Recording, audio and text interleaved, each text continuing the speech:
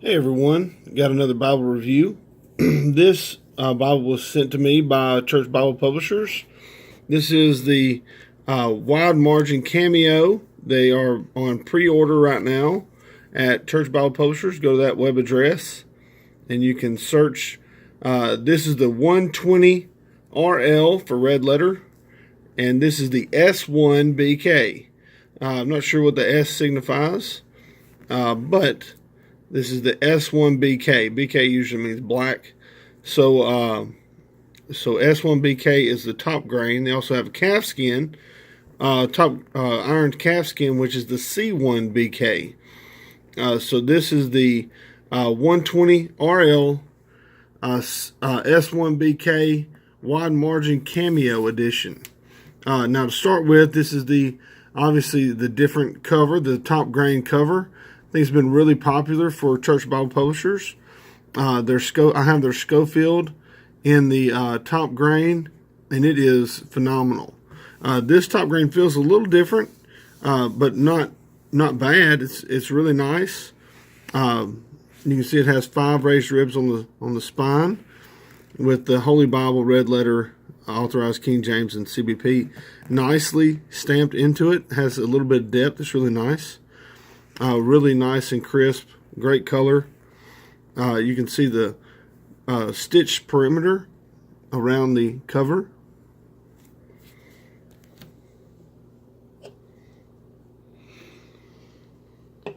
The grain is really cool in this this top grain cowhide. You can see all the scars and the wrinkles, and I love it. It gives it a really nice rustic look.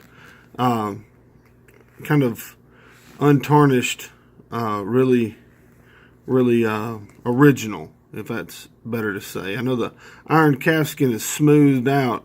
That's why it's called iron calfskin. I like the iron calfskin. It has a really nice feel, but there's something about that, the authenticity of the top grain cowhide, the scars and the blemishes and the different patterns. Just give it its own character. So anyway, the cover's nice. As you can see, I like it. Has a nice gilding.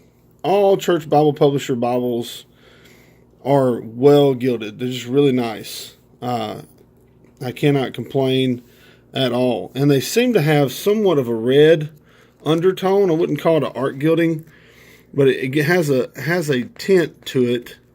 And I have heard people say that really well gilded Bibles that have a lot of nice gold on them, as they're opened, they have a slight red hint to the page edges. So these do have that. It's really nice. The inside of the cover, the only really knock on this top grain cowhide edition, and it might be my edition only, and maybe not all of them, but the corner work leaves a little to be desired. It's a little shabby. The calfskin edition is much tighter, much neater. Nothing is imprinted on the inside liner, the cover liner. You have top grain cowhide on the back liner. So I'm not sure if these covers are produced by the same people, because they have a few different methods in what they do. The calfskin edition has a tooled line around the perimeter, where the top grain cowhide does not. That's why it makes me think they might be produced by two different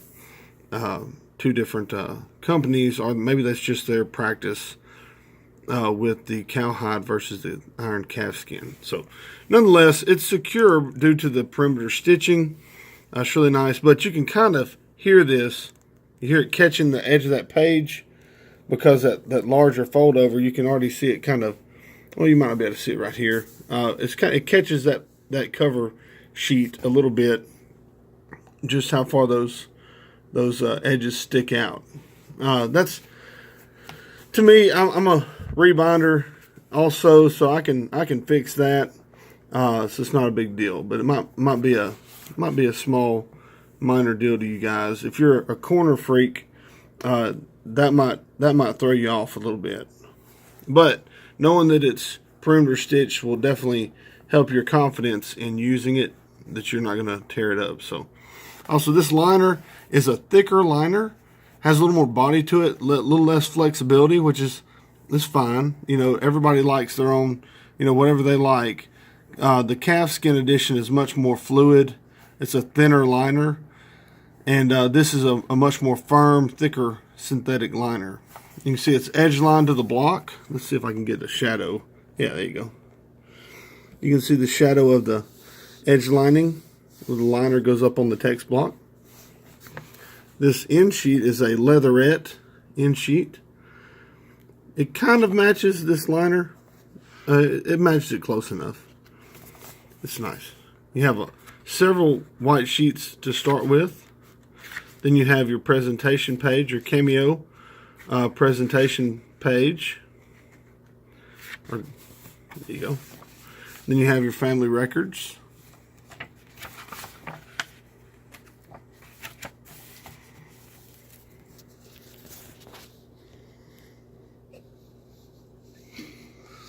You can see the Church Bible Publishers title page there. Sorry for my shadow of my hand. There is the 120RL S1B, and they added a K with a pen. It's kind of the calfskin edition is correctly done without the pen, but this is just a sticker, and you can see it's a review copy, not for sale. You have just a really nice presentation of the Church Bible Publishers logo on that title page. Now the intro, you're going to have all your standard King James intro stuff, which is the epistle dedicatory, and then you have your books of the Bible, and actually you don't have the translators to the reader here, so that's kind of neat. But here's your text. Your text, let me get over here where it'll lay flat. It doesn't lay flat because it's a little stiffer of a binding. With the proper amount of break-in time, this will lay much flatter. So this is how it will be new. Now the text is obviously a King James is going to be verse by verse, and it's in double column format, an 8.5 font, really dark printing on a really nice paper, like a 37 GSM paper. So your ghosting is pretty minimal. It's not bad. It's not line matched, so that you will have some ghosting, but the paper is pretty nice. And being a wide margin, it has a good paper for writing. That 37 GSM paper is much better for writing than something like 28 in the wide margin legacy or in the heirloom legacy. So the marginal room is 1 inch of marginal room all the way around the text, even in the gutter, which is not as usable, but you have it there to make a note or write a word or two. But you have about 1 inch margin all the way around the text. You have your center column references. It's just a really nice layout. If you want to check out my comparison review, I have a comparison review up between the two covers and comparing a Concord wide margin from Cambridge and the In Touch wide margin on size. So you can I opened up the Cambridge, you can see the text layout, how the Concord wide margin is different than the CAMEO wide margin. So moving on, you can see right here a little bit better shot of the kind of the under color.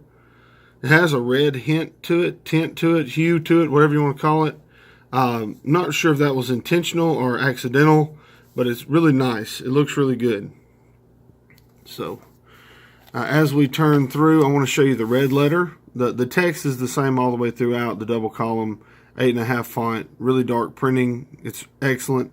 Probably one of the most user-friendly wide margins due to its portability, the size of it, and you have about the same amount of marginal room as you would have in a Cambridge wide margin with the smaller footprint.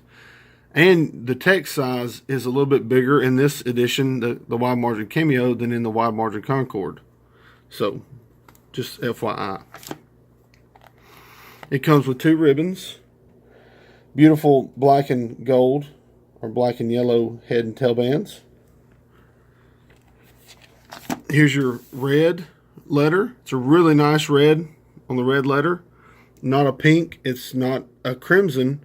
It's more like a darker cherry red. It's really nice. Not distracting for me. The only one that's really distracting for me is the Thompson Chain Kirkbride red, which is more of a pink color. It has more of a pink color to it. And the older World Publishing Bibles, that red letter is more of a pink color.